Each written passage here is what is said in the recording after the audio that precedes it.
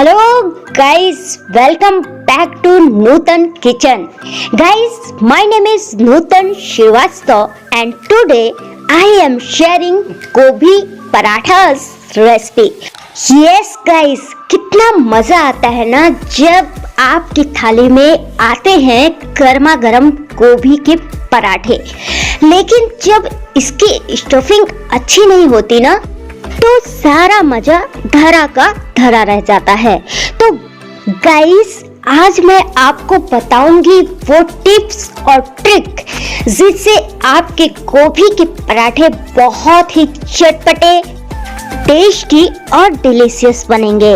आज मैं आपके साथ वो सारे सीक्रेट्स शेयर करूंगी कि गोभी के पराठे कैसे स्टफिंग की जाती है, कैसे उसको रोस्ट किए जाते हैं, कैसे उसकी जो स्टफिंग है तैयार की जाती है और कैसे उसको फिल अप किया जाता है. वो सारे सीक्रेट मैं आपके साथ शेयर करूंगी जिससे आपके पराठे बहुत ही यमी, डिलीशियस, सुपर टेस्टी लगे. तो चलिए भाई, देर किस बात की, भूख तो मुझे भी बहुत जोरों से लगी है. तो चलिए ज्यादा देर नहीं करते हैं और इसे बनाना शुरू करते हैं. Let's start. तो गाइस, गोभी के पराठे बनाने के लिए सबसे पहले परात में लेते हैं गेहूं के आटे. यहाँ पर मैं 4 कप गेहूं के आटे ले रही हूँ. 4 कप का मतलब है 400 ग्राम गेहूं का आटा. इसके बाद चलिए आटे को गूंथ लेते हैं. थोड़ा थोड़ा पानी डालते हुए आटे को गूंथना स्टार्ट करेंगे. ध्यान रखिएगा, कभी भी आटे में एक साथ पानी को नहीं डाला जाता क्योंकि आटे जो होते हैं कभी कभी एक्स्ट्रा पानी डल जाते हैं हमसे और आटे गीले हो जाते हैं. इसलिए आप जब भी आटा गूंथे थोड़ा थोड़ा पानी डालते हुए गूंथे. इसको थोड़े थोड़े पानी डालते हुए सबसे पहले आप आटों को इकट्ठा कर ले. जब आपके आटे इकट्ठे हो जाएं तभी आप इसे, ये जो पॉम होता है इसके पीछे वाले भाग से आप गूंथेंगे. तो यहाँ आप देख सकते हैं मैं थोड़ा थोड़ा पानी डालते हुए सबसे पहले आटे को इकट्ठा कर रही हूँ. और एक टिप्स और देती हूँ गाइस, जो पराठे का आटा होता है ना, इसको बहुत ही सॉफ्ट गूंथा जाता है, नहीं तो पराठे जो होते हैं वो फटना स्टार्ट कर देते हैं. तो यहाँ पर आप देख सकते हैं मैं इसे इकट्ठा करके अब इसे पाम के पीछे वाले भाग की मदद से इसे गूंथ रही हूँ. और काफी मसल कर आपको गूंथना पड़ेगा ताकि जो ये आटे हैं ना वो बहुत सॉफ्ट तैयार हो, जरा सा भी हार्ड ना हो. अगर हार्ड तैयार हो गया ना तो आपके पराठे फटना स्टार्ट कर देंगे. भाई, यमी और डिलीशियस पराठा खाना है आपको तो आपको तो मेहनत करना ही पड़ेगा. तो मैं खूब इसे मसल के अच्छी तरीके से गूंथ ले रही हूँ. तो ये देखिए हमारे जो आटे हैं वो गूंथ कर रेडी हो चुके हैं. आप देखिए कितना सॉफ्ट आटा हमने गूंथा हुआ है. अब पाम में लेते हैं थोड़ा सा ऑयल और इसे, ये जो परात है, जो थाली है, उसके बॉटम पर लगा देते हैं और इसे 1 बार 2 बार 3 बार और मसल लेते हैं और पूरे आटे में भी अच्छी तरीके से लगा देते हैं ताकि आटे जो है कुछ देर रखे जाएं, काले ना पड़े और सॉफ्ट हो जाए. गाइस, यहाँ पर आपको मैं एक टिप्स और देती हूँ. जब कभी भी आपको रात भर आटे रखने रहे ना तो आप थोड़े से रिफाइंड ऑयल, देसी ऑयल, कुछ कोई ऑयल लगा कर रख दे तो आटे कभी भी काले नहीं पड़ेंगे. तो यहाँ पर मैं ऑयल लगा कर रख देती हूँ ताकि ये और सॉफ्ट हो जाए, काले ना पड़े. जब तक इसे हमने रखा रेस्ट पर तब तक चलिए कर लेते हैं स्टफिंग की तैयारी. स्टफिंग के लिए यहाँ पर मैंने 1/2 kg गोभी को मैंने इस तरह उसके सारे फूल को धुलकर अच्छे से निकाल लिया है, अलग अलग कर लिया है. इसके बाद चलिए हम इसे ग्रेट करेंगे. ग्रेट करने के लिए यहाँ पर आपको लेना है एक बाउल और लेना है एक ग्रेटर. ये देखिए इस तरह के ग्रेटर, इसमें 2 ग्रेटर होते हैं, एक मोटे वाले और एक पतले वाले. हम पतले वाले जो ग्रेटर हैं उसकी मदद से हम गोभी को ग्रेट करेंगे. तो ये उठाया मैंने एक गोभी का टुकड़ा, एक फूल, और इसे इस तरीके से ग्रेट करना स्टार्ट की। ये देखिए सारे ग्रेट हो रहे हैं ना गोभी। इस तरीके से आपको सारे गोभी को ग्रेट कर लेने हैं, और जो इसके पीछे वाले भाग है ना, ये जो दिख रहे हैं, इसे निकाल देने हैं। इसी तरीके से मैंने सारे गोभी को ग्रेट करके रेडी कर लिया है। गाइस, जब हम गोभी को ग्रेट करते हैं ना, तो इसमें थोड़े थोड़े पानी निकलते हैं, तो इसे अब हमें छानना होगा। तो इस तरह सबसे पहले आपको एक नैपकिन लेनी है, और नीचे मैंने लिया एक थाली, और इस तरीके से मैंने ले लिया एक नैपकिन। आप नैपकिन, टॉवेल कुछ भी ले सकते हैं। उसके ऊपर ये ग्रेट किए हुए गोभी को इस तरीके से डाल देना है, और डालने के बाद इसे चारों तरफ से उठाना है। इस तरीके से जैसे मैं आपको दिखा रही हूँ, इस तरीके से आपको उठा लेना है, और जितनी कैपेसिटी आपके पास हो उतनी पूरी फोर्स लगा के इसके जितने भी पानी है इसको स्क्वीज कर लेने हैं, यानी निचोड़ लेने हैं। तो ये देखिए, ये पानी निकल रहा है ना गोभी से। ये जब पानी अगर हम स्टफिंग में कभी कभी लोग भर देते हैं, स्टफिंग ऐसे ही भर देते हैं, तो हमारी जो पराठे होती हैं वो खराब हो जाती हैं। तो जितना आपके पास कैपेसिटी हो उतने अच्छे से इसको खूब जोर लगाकर आपको निचोड़ देना है। तो ये देखिए, आप देख रहे हैं ना, गोभी में इतने सारे पानी निकले। लग रहा था कि गोभी में पानी निकलेंगे, लेकिन देखिए इतने सारे पानी निकल गए। अब मैं इसे एक बाउल में निकाल लेती हूँ। ये देखिए, ये सारे पानी जो है वो सारे निकल चुके हैं। अब इसे चटपटा बनाने के लिए डालेंगे कुछ मसालों को। सबसे पहले डालूंगी फाइनली कटी हुई मीडियम साइज की प्याज। ये बिल्कुल बारीक मैंने काटा हुआ है, इसे मैं डाल देती हूँ। इसके बाद बारीक कटी हुई धनिया की पत्ती, ये बहुत अच्छा फ्लेवर लाता है इसमें। इसके बाद डालती हूँ हरी मिर्च, फाइनली चॉप्ड। हरी मिर्च को आप अपने टेस्ट के अकॉर्डिंग कम ज़्यादा कर सकते हैं। इसके बाद 6 से 7 कद्दूकस की हुई लहसुन की कलियां, इसे डाल देती हूँ। इसके बाद डालूंगी 1 इंच अदरक का टुकड़ा, इसे भी मैंने कद्दूकस कर लिया है। इसके बाद डालूंगी पाउडर वाले मसालों को। सबसे पहले लाल मिर्च हाफ टेबल स्पून, इसे भी आप अपने टेस्ट के अकॉर्डिंग कम या ज़्यादा कर सकते हैं।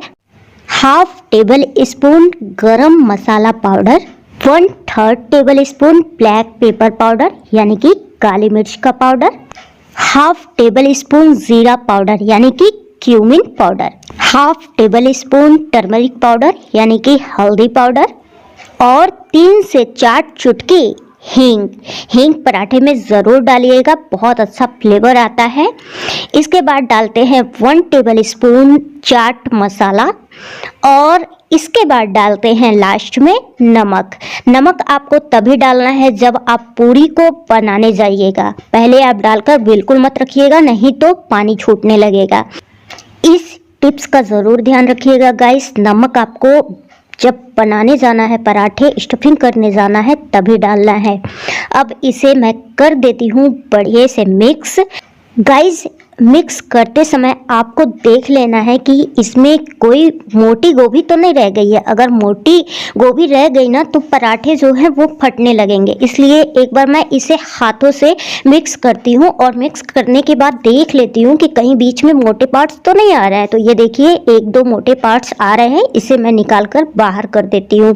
अगर ये गोभी में रह गए ना, तो बेलते समय ये फट जाएंगे। चलिए अब बेलने का प्रोसेस शुरू करते हैं। सबसे पहले आटे को मसल लेते हैं और 2 पार्ट्स में इसे डिवाइड कर देते हैं। डिवाइड करने के बाद इसे रोल करते हैं रोलिंग बोर्ड पर।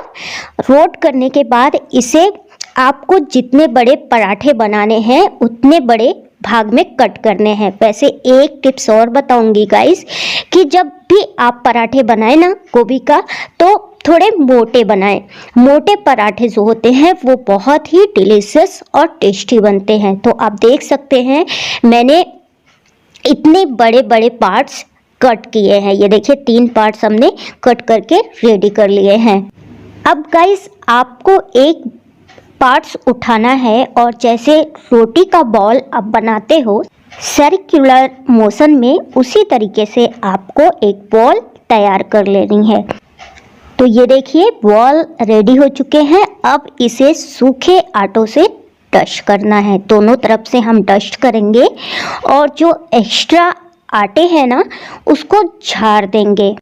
यहाँ एक सीक्रेट और जान लीजिए गाइस, अगर आप बहुत ज़्यादा आटों से भी डस्ट कर देते हैं, जो पराठे होते हैं ना वो बहुत ज़्यादा कड़े बन जाते हैं, जो खाने में उतना स्वाद नहीं देते। तो जितना कोशिश करिए आप डस्टिंग इसकी कम करिए। अब इसे लगभग 4 से 5 इंच के आसपास हमें बेल लेना है। आप देख सकते हैं किस तरीके से मैं बेल रही हूँ। जैसे आप रोटी बेलते हो सेम उसी तरीके से आपको बेलना है, सर्कुलर मोशन में घुमाते हुए गोल आकार में, बस आकार छोटा रहेगा। तो ये हमने बेल कर रेडी कर लिया। आप क्लोज से देख रहे हो ना। अब इसे रख देना है रोलिंग बोर्ड पर और सेंटर में, बिल्कुल सेंटर में आपको स्टफिंग करनी है। तो यहाँ पर मैं 1.5 टेबल स्पून ये गोभी की स्टफिंग जो हमने तैयार की है उसको मैं रख देती हूँ। बिल्कुल सेंटर में आपको रखना है। इसे इस तरीके से रखने के बाद इसे किनारे से आपको उठाना है। आप देख सकते हो ऑन स्क्रीन, जैसे मैं आपको दिखा रही हूँ वैसे ही आपको उठाते जाना है। इसे इस तरीके से मोड़ते हुए, फोल्ड करते हुए और प्रेस करते हुए आपको इसे सील कर देना है। ये देखिए ये सील मैंने ऐसे कर दिया जैसे आपको मैं वीडियो में दिखा रही हूँ। इस तरीके से सील कर देना है। सील करने के बाद ये जो एक्स्ट्रा आटे हैं ना इसको आप निकाल भी सकते हैं और इसी में मोड़ कर रहने भी दे सकते हैं। तो मैं निकाल देती हूँ एक्स्ट्रा आटे को और फिर अच्छी तरीके से इसे सील कर देती हूँ और प्रेस कर देती हूँ। अब इसे थोड़ा सा ऐसे इस रोलिंग बोर्ड पर रख के स्प्रेड कर देती हूँ चारों तरफ से, ताकि जो हमने स्टफिंग की है वो फैल जाए।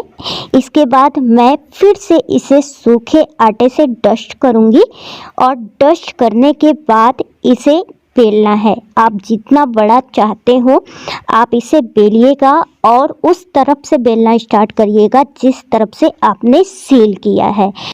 आपको इसे दबाकर बिल्कुल प्रेस करते हुए बेलना है ताकि जो स्टफिंग हमने इसमें डाली है ना वो चारों तरफ बराबर से जाए। इस वजह से हमें बिल्कुल दबा के प्रेस करते हुए इसे बेलना है। स्टफिंग गाइस आप पर डिपेंड करता है कि आप स्टफिंग बहुत ज़्यादा डालना पसंद करते हैं या कम पसंद करते हैं। मैं तो भाई स्टफिंग ज़्यादा पसंद करती हूँ। तो स्टफिंग अगर आप कम करेंगे तो ये बहुत अच्छे से फूलेगी और ज़्यादा करेंगे तो ये बहुत ज़्यादा फूलेगी नहीं, लेकिन टेस्ट में बहुत अच्छी आएगी। तो इसलिए मैं एडवाइस दूँगी आप स्टफिंग को थोड़ा ज़्यादा ही रखिएगा और पराठे को मोटा बेलिएगा। तो आप देख सकते हैं हमारा पराठा लगभग बेल कर रेडी हो चुका है। मैं दोनों तरफ से इसे प्रेस करते हुए बेल लेती हूँ और आपको अभी मैं दिखाती हूँ कितना मोटा पराठा हमने बेल कर रेडी किया है। ये देखिए, लुक इट क्लोज। इसे क्लोज से आप देखिए इतना बड़ा मैंने पराठा बेला, बहुत बड़ा नहीं बेला। अब मैं इसे तवे पे डाल देती हूँ। मैंने थोड़ी देर पहले पराठा बनाया था तो उसी तवे पे मैं आपको दिखा देती हूँ। जब ये एक तरफ से सिक जाए तब इसे पलट देना है और पलटने के बाद दूसरी तरफ भी इसे अच्छी तरह से सिकने देना है। जब ये दोनों तरफ से अच्छे से सिक जाए ना तभी आपको ऑयल लगाना है, उससे पहले आपको ऑयल नहीं लगाना है। तो आप देख सकते हैं लगभग दोनों तरफ ये अच्छी तरीके से सिक गया। अब मैं स्पून की मदद से ऑयल लगा देती हूँ। तो आप देसी ऑयल यूज़ कर सकते हैं या रिफाइंड ऑयल, कुकिंग ऑयल, जो भी आप खाते हो उसे आप लगा दीजिएगा। वैसे आप इसे देसी ऑयल में बनाएंगे ना, देसी घी में, तो बहुत अच्छा फ्लेवर आता है इसका, वो भी खासकर ठंड के मौसम में। और जब ये गरम गरम आपके थाली में जाता है ना तो समझिए क्या टेस्ट आता है इसका। तो इसे प्रेस करते हुए, जैसे आपको मैं दिखा रही हूँ ना, इसे इस तरीके से प्रेस करते हुए आपको दोनों तरफ लाल, जब तक ये लाल ना हो जाए, आपको लगे ना कि ये पक गया है, इसे लो टू मीडियम फ्लेम पर पकाना है। हाई फ्लेम पर बिल्कुल मत करिएगा, नहीं तो ये जल जाएगा, अंदर से कच्चा रह जाएगा। इसे खूब अच्छी तरीके से प्रेस करते हुए, दबाते हुए, किनारों इसके कॉर्नर को दबाते हुए आपको अच्छे से पका लेना है। प्रेस इसलिए करना है ताकि ये कहीं से भी कच्चा ना रहे। तो आप देख सकते हैं मैं इसे दोनों तरफ से, जब तक ये अच्छी तरीके से लाल नहीं हो जाता है तब तक मैं इसे दबा दबा के अच्छी तरीके से मैं इसे सेक ले रही हूँ। इसी तरीके से आपको सेकना है। पराठे बनाना बहुत आसान होता है और ये डिलीशियस पराठा देख लीजिए लाल लाल सेक कर रेडी हो चुका है। अब मैं इसे रखती हूँ थाली में। तो गाइस, मज़ेदार यमी डिलीशियस टेस्टी पराठा बनकर रेडी हो चुका है। अब इंतज़ार है सिर्फ आपके फीडबैक की। प्लीज़ कमेंट सेक्शन में आप अपना फीडबैक ज़रूर दीजिएगा कि आपको मेरी ये पराठे बनाने की स्टाइल कैसे लगी। हाँ, एक बार चेक ज़रूर कर लीजिएगा, पहले किचन में जाइएगा, इस पराठे को इस स्टाइल से बनाइएगा और छोटे छोटे टिप्स का ध्यान रखते हुए बनाइएगा, तो आपके पराठे बहुत ही शानदार बनेंगे। तो ठंड का मौसम, ठंड बहुत पड़ रही है, अब तो मैं चली खाने इसे गर्म गर्म। आपके फीडबैक का इंतज़ार ज़रूर करूँगी कमेंट सेक्शन में। आप अपना फीडबैक ज़रूर दीजिएगा और हाँ, लाइक भी कर दीजिएगा, साथ ही साथ शेयर करिएगा अपने दोस्तों को। और अगर आप वीडियो पर नए हैं तो प्लीज़ सब्सक्राइब करके बेल आइकॉन ज़रूर प्रेस कर दीजिएगा ताकि अगला नोटिफिकेशंस सबसे पहले आपको मिले। मैं नूतन श्रीवास्तव अब लेती हूँ आपसे अलविदा। फिर मिलूँगी एक नई डिलीशियस रेसिपी के साथ। तब तक के लिए बाय बाय, टेक केयर।